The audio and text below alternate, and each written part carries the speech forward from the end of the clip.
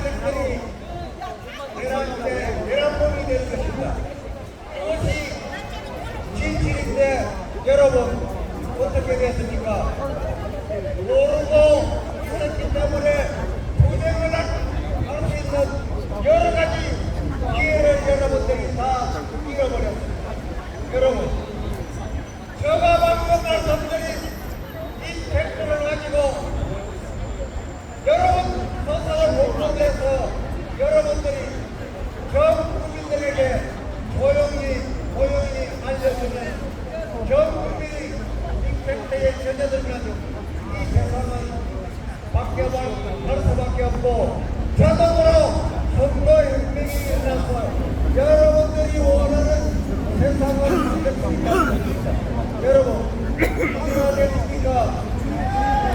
저 말을 못 알아들으면 여러분들은 눈을 감고 그저 쓰고 투쟁을 하는 것입니다. 여러분, 이 시간 이후부터 부정선거에 대해서 알고 싸워야만이 이기고 여러분들의 세상을 만드냐는 것을 알려드리면서 저는 내려가겠습니다. 고맙습니다.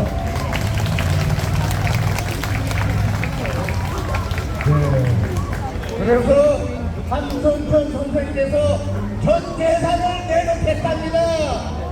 직전하고 뻥이야.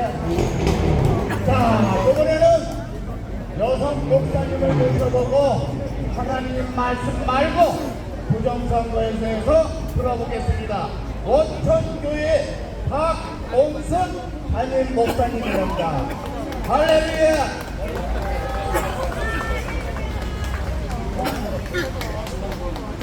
오늘 저는 오후 3시에 국회 헌법관에서 시작할 계획이 있었습니다.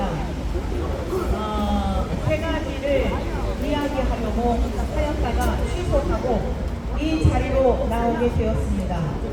첫 번째는 사법부를 향하여 사법부는 국민의 자존심이다. 이재명 이전의 모든 법관에 대하여 정확하게 판결하라 라고 하는 이야기를 하려고 그렇게 준비를 하였는데 어제 공직선거법에 대하여 고등법원에서 토론을 받기 때문에 너무 마음이 낙심이 되어서 취소를 하였습니다.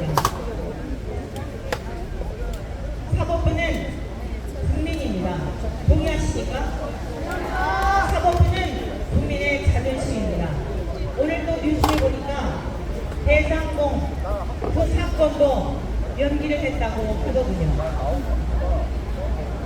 제가 오늘 기자회견을 그곳에서 하려고 했던 두 번째는 그리고 세 번째, 두 번째 지금 잠깐 생각이 나질 않아 세 번째 말씀드리겠는데 국민의힘에서 비대위원장을 비롯하여 당론으로 정하였던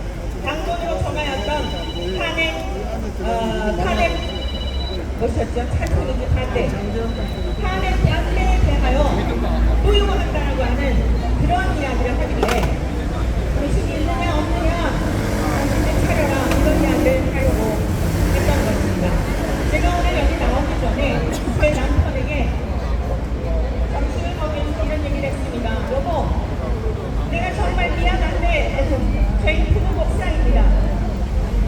내가 없더라도 당신이 교회를 잘 살피고 내가 없더라도 내가 하지 못한 일들을 마저 하길 바라오. 당신에게 정말 미안하오. 아이들에게는 미안하지 않소. 자기의 짝이 있으니 알아서들 살 것이지만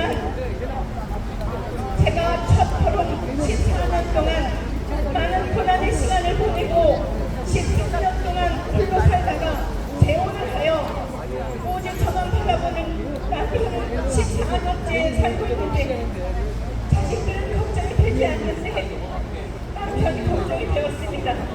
오늘 제가 이 자리에 나옴으로 말미암아 이제 저에 대하여 제가 법관에서 3차례 기자회견을 하였습니다.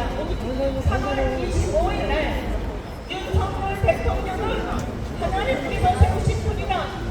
그러므로 대응을 선포한 것도 대한민국이 곳곳에서 출연하기 때문에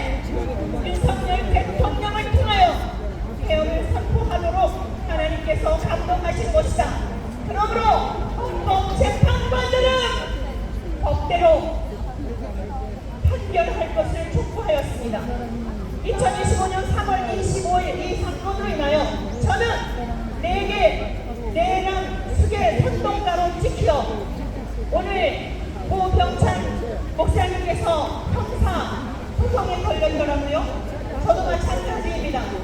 저도 오늘 이 자리에 나와 이와 같은 발언을 함으로 인하여 더 많은 위협을 받게 될 것이지만 남편의 경우는 제가 이렇게 말했습니다. 내가 집에서 속에서 적당히 나가서 아닌 것은 아니라고 말하다가 죽겠노라. 당신 너에게지만 나 집에서 병이 나서 못 산다. 내가 병이 나서 죽는 게 낫겠니. 다른 말을 예수님이 가르쳐주신 말씀대로 아닌 것은 아니라고 옳은 것은 옳다고 말하라. 죽는 것이 낫겠느냐. 남편에게 그렇게 말하고 나왔습니다. 두 번째 생각났습니다. 오늘 국회 소통관에서 하려고 했던 두 번째 내용은 국민을 대상으로 하여 묻고 싶었습니다. 무엇을 묻고 싶었는가?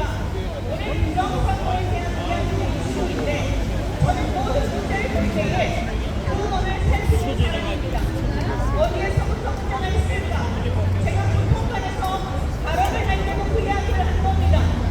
여러분들은 대원이라고 하는 플레이와 방역회사의 태극기시대에 대한 플레이를 심어서 모든 국민에 대한 미련한 의심력만 이런 사람들로 추구하는데 나 역시 이 방역 집회에 대하여 부정적인 시각을 갖고 있었던 사람이며 전광훈 목사님에 대하여 디스를 했던 사람으로 공격을 받았던 사람이다.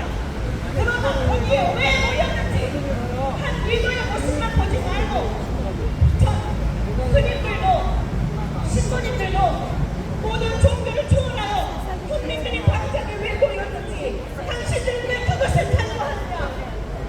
많은 지식인들이 나와서 대한민국 전처에 공산화가 되어지고 체제가 전복이 되는 그 소리에는 왜 귀를 기울이지 않고 리더의 어느 부분의 연약함만 가지고 물어뜯으며 프레임을 씌워 알려진 마음을 일으키고 국민들을 선동하느냐 라고 소통관에서 이야기하였던 것입니다.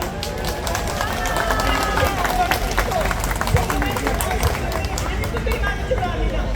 방학은 집회에 2020년도부터 우리 강미경 목사님께 본부 앞에서 동안전세점 앞에서 소수의 사람이 기도했습니다.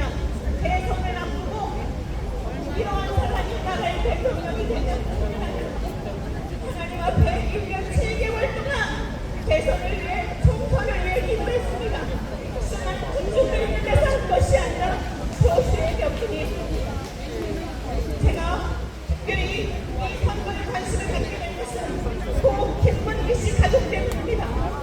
저에게서 말씀드렸듯이 불법병력이 살아가는 삶이 얼마나 어려운지를 경험하였기 때문에 고 김문기 씨는 성남시장하고 함께하는 것이 너무 기뻐서 나에게 영상 통화를 하며 자랑스레 내가 오늘 시장님과 무엇을 했다는 것을 했다는데 어떻게 그렇게 약을 차게 있다고 할 수 있을까요?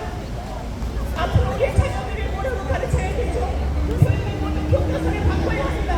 거짓말에 들어간 자가 대통령이 될 것이다. 사기치는 자가 대통령이 될 것이다. 모든 교육을 바꿔야 할 것입니다. 이게 대한민국이 원하는, 여러분 이게 우리 조국이 원하는, 여러분 숯불 여사들의 목숨을 바친 이 대한민국이 맞습니까? 한국의 국민들이 너무도 좋아하는 어떠한 나이에 죽어가면서 오전 소문을 맞으면서 내 조국을 위해 바친 목숨이 한 개밖에 없는 것이 슬픔이라고 할까요? 그렇게 물려준 이 대한민국이 맞습니까? 거짓의 약속을 강조하고 거짓을 자랑으로 공수권자가 되는 나라는 무슨 요망이 있겠습니까? 제가 오늘의 국민을 대상으로 하여 묻고 싶었던 내용을 말씀드리겠습니다. 12월 2일날 국회 소통관에서 그때도 발언을 하였습니다. 유시민 씨를 향한 내용이었습니다. 저도 중학교를 졸업하고 여성이라는 이유로 아버지가 학교를 보내주지 않았는데 얼마나 많은 어머니들이 우리의 친구들이 초등학교를 나와서 공장에 가서 공부하고 싶은데도 여자라는 이유로 가난하다는 이유로 돈으로 공장으로 항상 고통을 하느냐 당신과 나와 같은 병의 모든 학생인데 오늘 이 상황 속에서 이렇게 언어를 말하는 것이 환경을 표현하는 것이 옳으냐? 네, 짧은 말하고 있습니다. 빨리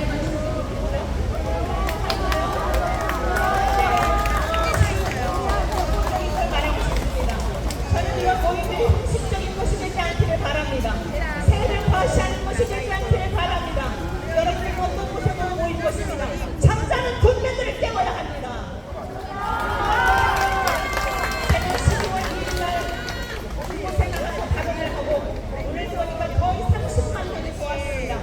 댓글들이 수십 개가 달렸는데 우리 엄마 할머니 세대가 이렇게 어려웠군요. 3, 40대 딸들아 정신 차리자. 우리 국토장으로 더 나가자. 자식들 데리고 나가자. 생각을 바꾸었습니다. 제가 바라본 것이었어요.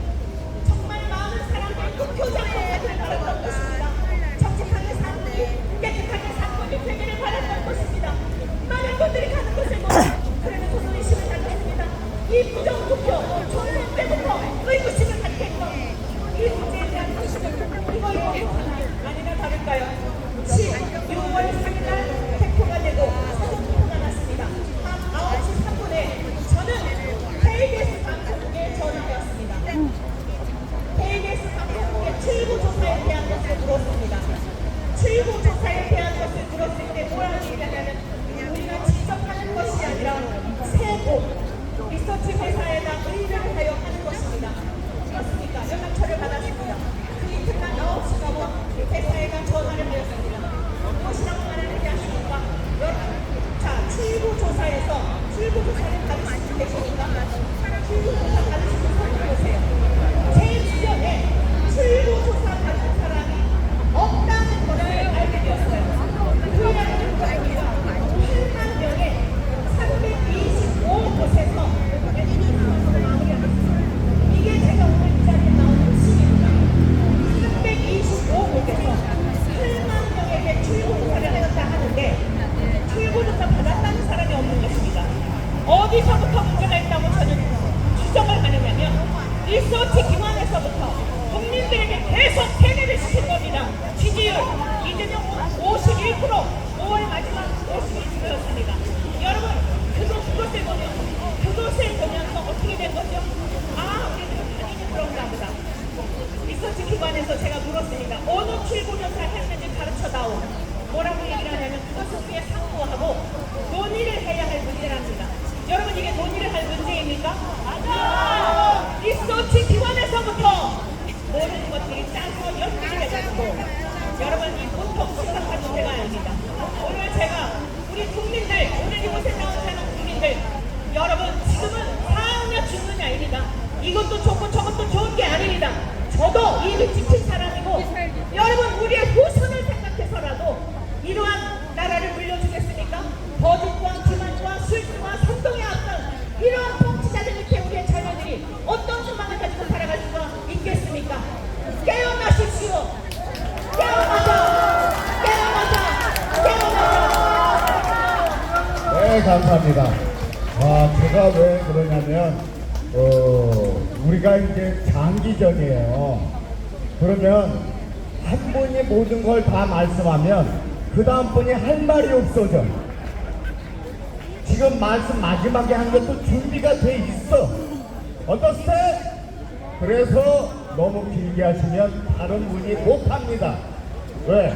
대방법이 되면 쪽팔린 거야. 그렇기 때문에 못한 거니까 그 점을 양해해 주시고 알아서 사회자가 이러면 알아서 꼭 끝내주시기 바랍니다. 자!